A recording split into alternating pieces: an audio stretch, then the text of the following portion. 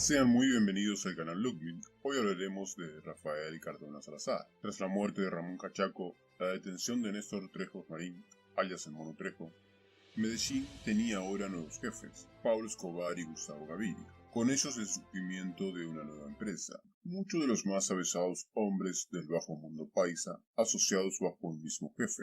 Entre todos los hombres de la organización, hubo uno que se ganó su reputación. Se destacaba sobre el resto, un paisa nacido en Belén, San Fernando, de padre taxista, su madre una empleada doméstica, Rafael Cardona Salazar, alias Rafico, de apenas 1,60 m de altura. Íntimo amigo de los Ochoa, tenía lazos con Griselda Blanco, los hermanos Bravo, los Ordóñez, los hermanos Falcón, Edgar Fernando Blanco, medio hermano de Griselda Blanco. Era el hombre que conseguía las armas. Su capacidad para la distribución, crear contactos, generar lazos, su implacable frialdad a la hora de hacerse cargo de situaciones de vida o muerte, fue así como se ganó el respeto de Pablo Escobar. Se convirtió en el principal hombre del cartel en Estados Unidos, el hombre que coordinaba todo lo que entraba y salía de Estados Unidos a Colombia. Quienes conocieron íntimamente a Rafael Cardona Salazar lo describen como un hombre de negocios sagaz, inteligente, sin límites, ingenioso. Cardona era muy avesado en el bajo mundo. Tenía una inusual frialdad para el crimen, pocas veces vista, que lo llevaron a ganarse un gran nombre dentro de la organización. Sus más cercanos dicen que éste siempre repetía: un hombre debe estar siempre atento, y no confiarse ni de su sombra. Tenía un socio americano llamado Max Mermelstein, ingeniero mecánico de oficio, quien lo ayudaría a construir su imperio. Con la ayuda de Max, la organización seguía en crecimiento. Más aviones, nuevos pilotos, las casas caletas reventaban de dinero. Su cercanía con Griselda Blanco lo llevó a la conexión cubana, quienes eran de los más avesados lavadores de dinero. Tuvo la genial idea de crear una empresa de colchones en Estados Unidos, exportarlos a Colombia, para cuando las autoridades americanas se dieran cuenta de lo que ocurría. Literalmente se habían ido toneladas de millones de dólares hacia Colombia. Tenía una finca en Córdoba llamada Villa Alegre, y no era para menos. Las rumbas que allí se hacían eran dignas de un carnaval. Por tal razón, se llegó a decir que a Villa Alegre iban más grupos musicales que al Festival de Orquestas de Barranquilla. Eran unas de esas bacanales fiestas interminables.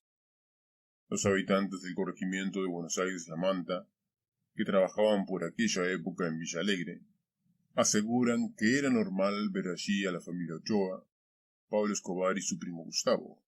Era tal su eficacia que las vueltas más bravas de la organización en Estados Unidos para aquella época las hizo él.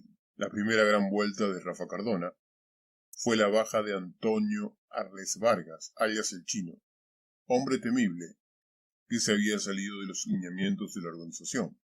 El cartel no subestimaba filtraciones. Le encomendó a su más sanguinario socio la misión, Rafael Cardona Salazar, coordinador de las operaciones del cártel en Estados Unidos. Las declaraciones de un soplón habían llevado a la captura y desmembramiento de varios miembros del cartel en Miami, Los Ángeles y Texas. Su testimonio comprometía todas las operaciones del cartel, y lo peor era que iba a testificar en juicio contra Fabio Ochoa Vázquez, Pablo Escobar y Carlos Leder.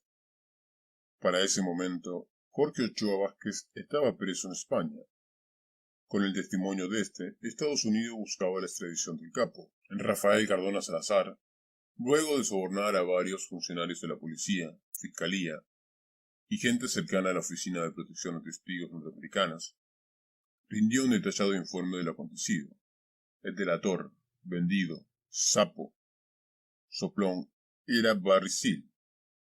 La vuelta era clara: silenciar con urgencia al soplón, que había develado toda la red del cártel en Estados Unidos. Estaba empapelando y dándole dedo a todos los señores del cartel. El soplón era un expiloto de la Trans World Airlines, a quien los capos consideraban el piloto más eficaz del cartel.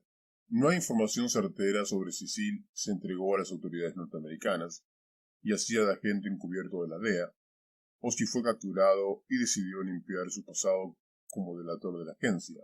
Lo cierto es que a finales de junio de 1984 se encontró con la escena que todo soplón sueña.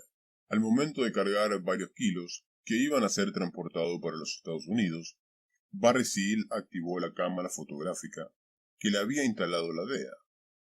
El resultado no podía ser mejor. En las fotos se revela como un hombre que se hacía llamar en su pasaporte Pedro Pablo Caballero Carrera y que no era otro que Pablo Escobar, cargaba junto a su socio Gonzalo Rodríguez Gacha, Vaughan y varios soldados sandinistas la aeronave. La misión le correspondió al hombre que tenía los medios y las agallas para hacerlo, Rafael Cardona Salazar. Por estar en el programa de protección de testigos, fue casi imposible dar con el paradero de Seal durante muchos meses, pero la persistencia y sobornos de Cardona dieron sus frutos. Una vez localizado y con la vuelta preparada, a Estados Unidos llegó uno de los más avesados gatilleros del cartel, Guillermo Zuluaga, alias Cuchilla, junto con otros gatilleros, Luis Carlos Quintero, José Rentería, Miguel Vélez, alias Combamba, y Bernardo Antonio Vázquez, todos colombianos. La inteligencia se cree que estuvo apoyada, aunque parezca increíble, por miembros de las instituciones americanas. El poder de Cardona era muy grande para la época. Se dio con el paradero de Barry Seal. El piloto estaba radicado en el condado de Baton Rouge, Louisiana. El 19 de febrero de 1986, como otros días, Barry salió en su Cadillac.